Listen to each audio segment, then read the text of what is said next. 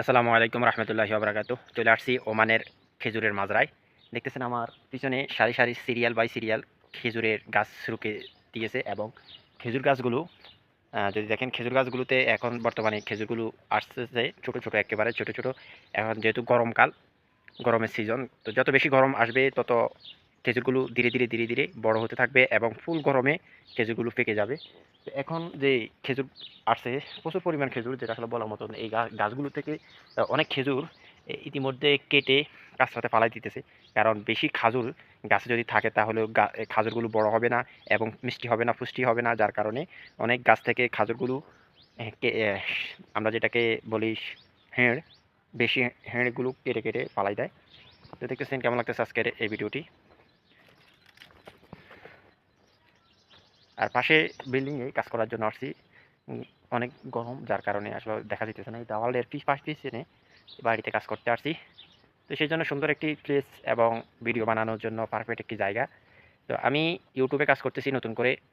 আমার এই ভিডিওগুলো যাদের কাছে পৌঁছাবে, যারা আমার এই ভিডিওগুলো দেখবে, তাদেরকে অবশ্যই অনুরোধ করব সবাই ভিডিওগুলো দেখবেন এবং ভিডিওগুলো দেখে যদি ভালো লাগে অবশ্যই আপনারা অন্যকে দেখার সুযোগ করে দিবেন এবং ভালো লাগলে আমার চ্যানেলটিকে সাবস্ক্রাইব করবেন এবং সঙ্গে থাকবেন। যেহেতু অনেক স্বপ্ন এবং অনেক আশা নিয়ে ইউটিউব প্ল্যাটফর্মে কাজ করতেছি, আপনাদের সর্বস্তরের মানুষের ভালোবাসা কামনা করি এবং সবাই সবার স্থান থেকে, সবাই সবার জায়গা থেকে বেশি বেশি বেশি বেশি করে ভালোবাসা দিয়ে যাবেন, যেন একজন সফল কন্টেন্ট ক্রিয়েটর হতে পারি এবং সফল উদ্যোক্তা হতে পারি এবং প্রবাসে কাজের পাশাপাশি যেন এই কন্টেন্ট তৈরি করে আমি স্বাবলম্বী হতে পারি সবাই সবার জায়গা থেকে।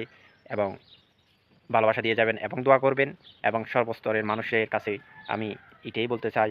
এবং ওমানের আরও ভিডিওগুলো যারা পছন্দ করবেন, যেহেতু আমি ওমান প্রবাসী, ওমান আরব কান্ট্রিতে আছি।